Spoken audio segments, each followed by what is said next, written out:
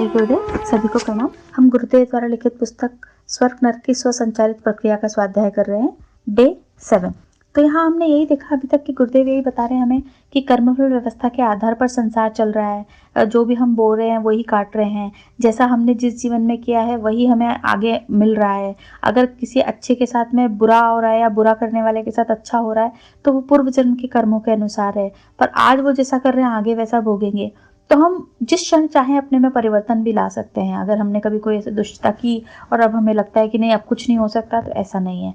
और अगर हम सद्मार्ग पर हैं और हम सोचे कि दुष्ट कर्म करने चाहिए क्योंकि सब तो उसका फायदा उठा रहे हैं, तो ऐसा नहीं, हम वो बने रहें। ये पहले का कभी का किया था, पर आज अगर हम सद्मार्ग पर चल रहे हैं तो उसी मार्ग पर चलते रहें ताकि हम आगे के अपने कर्मों को सुधार पाएं और इस आत्मा की प्रगति हो सके। तो इसी क्रम में गुरुदेव बता रहे हैं कि जो ये हम सोचते हैं कई बार कि कर्मफल मिलने में देर हो जाती है, उसके पीछे हम नास्तिक हो जाते हैं। फिर तो ऐसा ना हो। ये जो हम यहाँ देख रहे हैं कि कई बार जो इस तरह की व्यवस्था आती है वो इसीलिए आती है कि कई बार हम देखते हैं कि जो समाज में इस तरह की चीज़ें आ रही हैं, जो सामाजिक स्तर पर आ रही हैं, भौतिक स्तर पर आ रही हैं, जैसे अभी महामारी फैली है, भूकंप आ गया, बाढ़ आ गई, अभी हम देख रहे हैं कोरोना हो गया। तो ये चीज़ें क्यों आती हैं? कई बार इसलिए कि हम इसको तो सोच तो बुरे के रूप में रहे हैं कि बुराई बुराई के रूप में आ रही है, पर ऐसा नहीं है। कई बार बुराई जो है अच्छाई का रूप लेके आती है, कई बार अच्छाई बुराई का रूप लेकर के आती है। तो ऐसे ये भी हम एक अच्छाई का उदाहरण समझे कि अभी हम कोरोना में भी देखें, सभी दुनिया घर में कैद हो गई, पर हम देखें कि कितने लोग समाज सेवा के लिए आगे आए, कितने लोगों ने तन मन धन से सेवा करी और जो कुछ नहीं कर सकते थे प्रार्थना करी। हम सब एकजुट हो गए, नियमित रूप से जब तक यज्ञ चल रहे हैं एक साथ जुट गए हैं। तो अगर हम ये पहले जुड़े होते तो ऐसी स्थिति ना आती। पर प्रकृति अपने तरीके से समझाना जानती है, कई मौके देती है प्रकृति हमें, पर जब हम नहीं समझते हैं तो परमात्मा हमें समझाने के लिए अलग अलग तरीके प्रयोग करते हैं। हमारे अंदर की वो करुणा जगाने के लिए, हमारे अंदर की वो परमार्थ की भावना, स्वार्थ से परमार्थ से हमको जोड़ने के लिए भी इस तरह की चीजें आई हैं। तो हम जो बुराई आई है उसके पीछे की अच्छाई को देखें, हम उस बुराई को बुराई के रूप में न समझें। तो ईश्वर की कृति जो है, ये जो प्रकृति ईश्वर ने बनाई है, उसमें हम ये संशय ना करें कि हमारे साथ में ये चीजें हो रही है, हमारे रहते ये चीजें हो रही है, ऐसा क्यों? उसके लिए जिम्मेदार हम हैं। और उसके पीछे अगर हम ये झांकना शुरू कर दें तो जीवन हमारा बिल्कुल एक स्वर्गमय ही हो जाएगा। फिर हमें कहीं किसी कर्म व्यवस्था पे भी संशय नहीं आएगा और ना हमें सुख और दुख में, मतलब हम एक समता वाली स्थिति में रहेंगे। तो यहाँ पर कर्मफल मिलने के अंदर जो देर होती है, उन चीजों से हम ये कह रहे हैं कि ये नहीं हम समझें कि बस ये देर हो रही है, नहीं मिल रहा है, हमने नहीं किया, वो चीज ना समझे। सबको सब कुछ के अपने किए का ही फल मिल रहा है। जो कुछ हमारे साथ हो रहा है देर, तो जिस तरह से एक फसल जो है वो आज बोई है तो तुरंत फल नहीं देती, ऐसे ही अगर हम देखें तो कर्म फल भी जो हमने कभी किसी जन्म में किया तो वो अपना फल देने के लिए भी स्थितियां बनाता है, परिस्थितियां बनती है उस तरह की, तब जा करके वो फल जो है उसका मिलता है हमें। तो इसमें कई बार वर्ष लग जाते हैं, कई बार जन्म जन्म लग जाते हैं।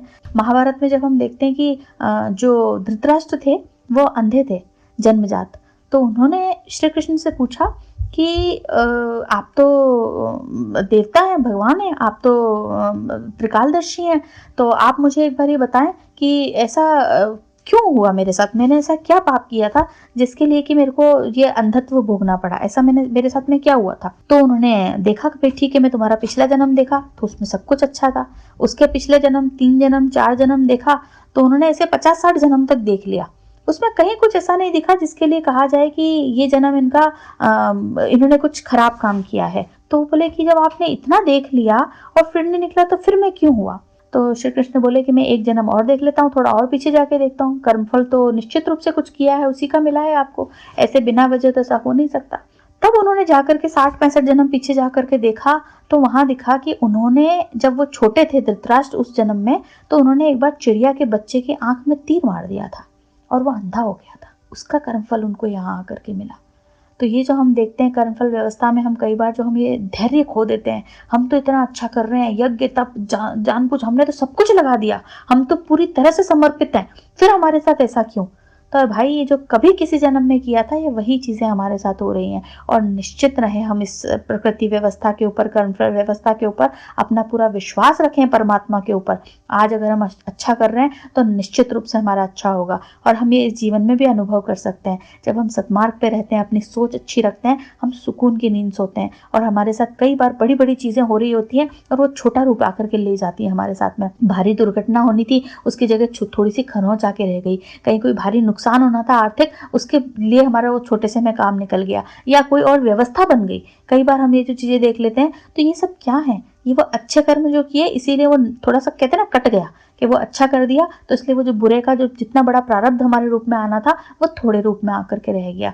दोनों स्थितियों में संशय न करें हम ये कि अगर हमने बुरा किया था तो अब तो हमारे साथ कुछ अच्छा हो नहीं सकता, वो तो हमें भोगना ही पड़ेगा, निश्चित रूप से भोगना पड़ेगा, पर उसे सहर्ष स्वीकारें। जब हमें वो स्वीकार्यता का भाव आ जाता है और हमारे सत्कर्म की प्रवृत्ति बढ़ने लगती है, हम सत्कर्म मार्ग पर चलने लगते हैं, तो हमें वो कभी भी कर्मफल उस तरह से नहीं लगते हैं कि हम उनको झेलने की जैसे हो हमारे साथ में। कहते हैं ना कई बार जैसे कुछ अच्छा भोजन खाने का मन हुआ हमारा, और हम सोचें कि कल तो हम बड़ा ये वाला हमारा खाने का मन है, बहुत हैवी एकदम राजसिक वाला खाना खाएंगे। अब आपको कर्मफल अगर आना होगा तो अच्छे रूप में कभी ऐसे भी आ सकता है कि अगले ही दिन आपकी पता चला कि आपकी तबीयत थोड़ी सी नरम गरम है, आज तो पेट ठीक नहीं है तो इतना हैवी नहीं खाया जा सकता, आज तो खिचड़ी खा लें। तो एक ही हुआ कर्मफल अच्छे रूप में कैसे आया, आपको उस दिन के लिए नियत था कि आपको हल्का ही भोजन मिले, तो आपके लिए तबीयत थोड़ी खराब हुई और हमने वो खिचड़ी खा ली, तो हमारे को ये लगा कि ठीक है, हमने उसे सहज स्वीकारा।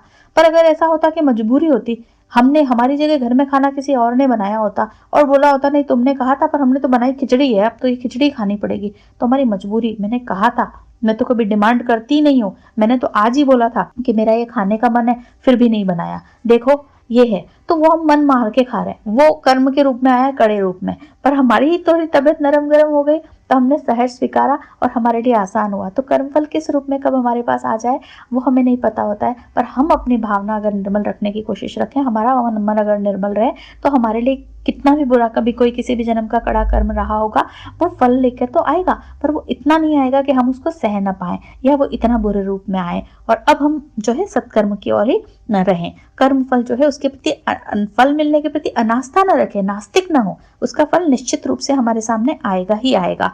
जिस तरह से हम फसल को बोते हैं तो एक समय आने पर ही फसल जो है फल देती है अपना, उसके लिए हम नियमित उसके अंदर खाद पानी देते हैं, वर्षा होती है, सूर्य की गर्मी मिलती है, उसके बाद वो फसल मिलती है। ऐसा नहीं होता आज हमने बोया और कल ही मिल जाए। हम कोई बिजनेस करते हैं तो उसके अंदर भी हम पूंजी लगाते हैं, समय लगाते हैं, श्रम लगाते हैं, बहुत चीजें हम देते हैं, फिर हमें समय के बाद उसके अंदर मुनाफा होने लगता है। एक बच्चा है, पढ़ाई कर रहा है वो, तो वो उसके लिए पूरे साल मेहनत करता है, अपने लिए बहुत सारा त्याग करता है कि नहीं मैं कहीं घूमने नहीं जाऊंगा, मैं कोई हैवी खाना नहीं खाऊंगा कि मुझे नींद आ जाए, मैं जो है अपना समय बर्बाद नहीं करूंगा, इतना सब वो करता है, समय श्रम, फिर परीक्षा देता है, तब उसके बाद रिजल्ट आता है। तो जब हम इस संसार में रहते हुए चीजें देख रहे हैं कि उनको करने में थोड़ा समय लगता है, तो फिर हम कर्मफल व्यवस्था में संशय न करें। वो तो एक विधि का विधान चल रहा है, प्रकृति की व्यवस्था है, वो तो बोया काटा ऐसा है कि निश्चित रूप से उसका फल आना ही है। थोड़ा टाइम लग रहा है उसको जो है हम जो है बाल बुद्धि की तरह समझ लेते हैं कि नहीं मिलेगा, तो ऐसा नहीं समझना चाहिए हमें। हम कई बार ये भी सोच लें कि अभी बच्चा है, वो अभी तो नहीं कमा रहा, थोड़ा खर्च कर रहा है, तो क्या हम ये समझ लें कि वो जीवन में कभी कमाएगा नहीं, कभी वो अपना उत्तरदायित्व नहीं समझेगा। या हम साधना करते हैं तो वो कई बार ना हम बड़े अधीर हो जाते हैं कि हमने तो इतने अनुष्ठान कर लिए, हमने तो सवा लक्ष्य कर लिया, हमने चंद्रायन कर लिया, हम तो इतना तप करते हैं, इतना जप करते हैं, इतना दान करते हैं, नियमित हवन करते हैं, हमें ये मिल जाए। तो जब हमने सकाम रूप से करी थी उसका फल निश्चित मिलेगा, ऐसा नहीं है, पर वो अपने समय से मिलेगा। साधना जो हमने शुरू करी है वो सिद्ध होने में समय लगता है, तुरंत उसका फल नहीं मिल जाता है। तो ये हमें देखने की बात है कि हम जो यात्रा भी हम शुरू करते हैं तो लक्ष्य तक पहुंचने में समय लगता है। ट्रेन में हम आज बैठे हैं, हमें जहां जाना है वो अपने समय से ही पहुंचेगी, हम चाहे कितने ही अपने मन के घोड़े दौड़ाते रहें, अरे हम 2 घंटे में पहुंच जाते, अगर समय 10 घंटे लगना है तो उतना ही लगेगा। तो हमें यहाँ विश्वास रखने की जरूरत है, बल्कि जो सृष्टि की व्यवस्था चल रही है, जो बोया है वही काटना है, वो सुनिश्चित है, उसमें हमारा विश्वास बना रहे। यहाँ पर हम इन चीजों के अंदर हमारा मतलब डगमगाए नहीं, यही गुरुदेव हमें अलग अलग माध्यमों से हमें यहाँ बताने की कोशिश कर रहे हैं। और समाज के अंदर ये व्यवस्था क्यों बनाई गई, ताकि मनुष्य जो है वो प्राणियों, मनुष्य जो व्यक्ति है उसके अंदर ये व्यक्ति मतलब क्या, जिसमें व्यक्त करने की शक्ति है, जो व्यक्त कर सकता है, जिसमें प्राण है, वो पशुवत जीवन न जिए, वो आपस में जो है सद्भावना के साथ रहे, सहकारिता के साथ रहे, समाज व्यवस्था के साथ रहे, प्रगति के पथ पर चले, सुख शांति की स्थितियों में रहे, ये सारी चीजें बने।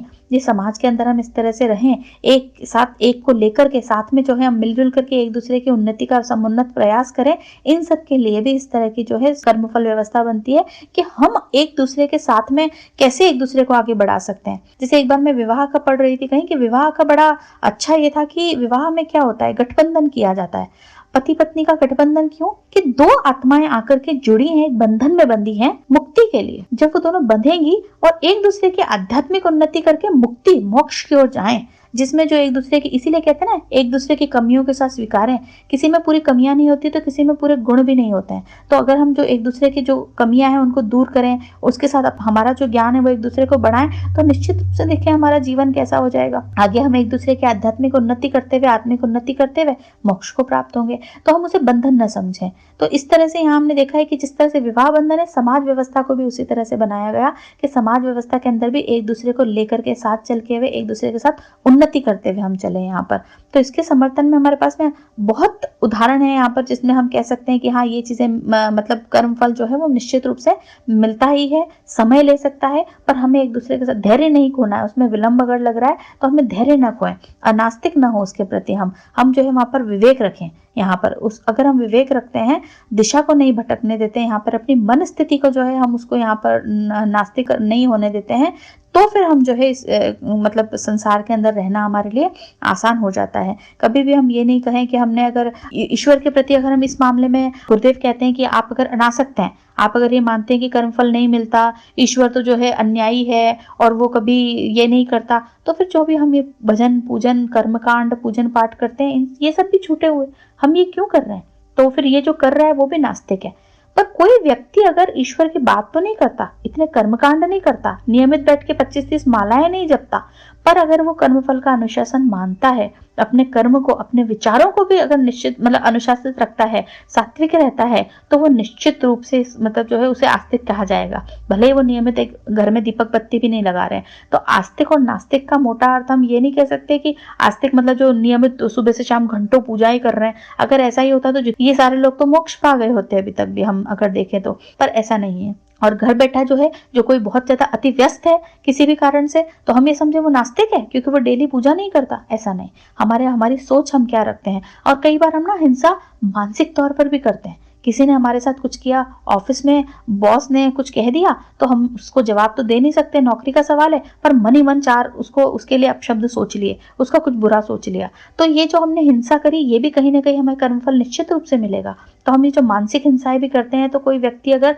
पूजन पाठ तो नहीं कर रहा, अगर वो कर्मफल व्यवस्था को समझता है, मानता है, सबके लिए सत्विचार रखता है, तो वो आस्तिक है। तो यहाँ आस्तिक और नास्तिक की परिभाषाएं जो हम आज तक गलत समझ रहे थे, वो यहाँ पर हमें पहले सुनिश्चित करने की जरूरत है। गुरुदेव हमें यहाँ पर यही बता रहे हैं, कर्म व्यवस्था तो निश्चित रूप से मिलेगी, पर हम आस्तिक जो हैं वो ये जानते हैं कि कर्मफल अकाट्य है, उन्हें ईश्वर की व्यवस्था पे अपना विश्वास है पूरा, वो अपना हित जानते हैं, वो निश्चित करते हैं कि हमें ऐसा कोई कार्य नहीं करना, वो बुराई करने से बचते हैं, चरित्रवान होते हैं, उदार होते हैं, स्वार्थ में नहीं परमार्थ परायण होते हैं, समाजनिष्ठ होते हैं। तो वो लोग जो है वो पाप से बचे रहते हैं, वो जो दुख और सुख में समान होते हैं, वो उनको फिर पुण्य मिलता है क्योंकि उनकी सोच ऐसी होती है। और जो कर्मकांड में लिप्त हैं, पर अगर इस तरह के व्यवहार रखते हैं, उनके अंदर पुत्रेष्णा ना हो, वित्रेष्णा ना हो, लोकेष्णा होती है, हमारी वाहवाही हो, हम समाज सेवा करते हैं, हम इतना करते हैं, तो ये सब चीजें जहां हो तो वहां पर वो उसका भी कर्मफल जिस भी रूप में कहीं हमें भोगना ही पड़ता है। तो जो स्वर्ग नरक की यहाँ प्रक्रिया गुरुदेव हमें समझाना चाहते हैं, वो यही समझाना चाहते हैं कि स्वर्ग नरक क्या है, वो यही है,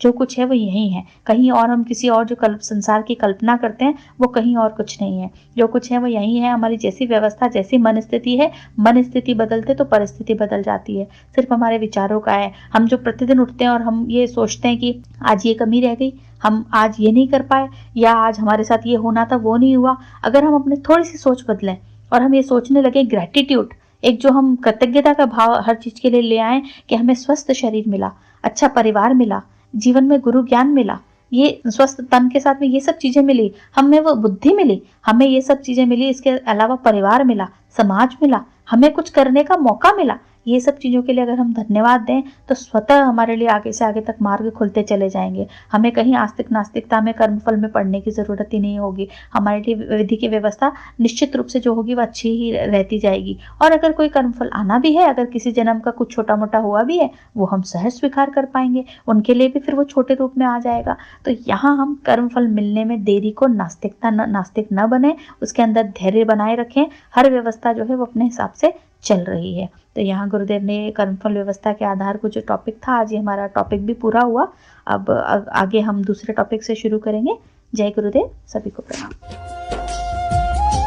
हमारे YouTube चैनल को सब्सक्राइब करें और बेल आइकन को दबाकर ऑल पर क्लिक करें ताकि नोटिफिकेशंस आपको मिलती रहे।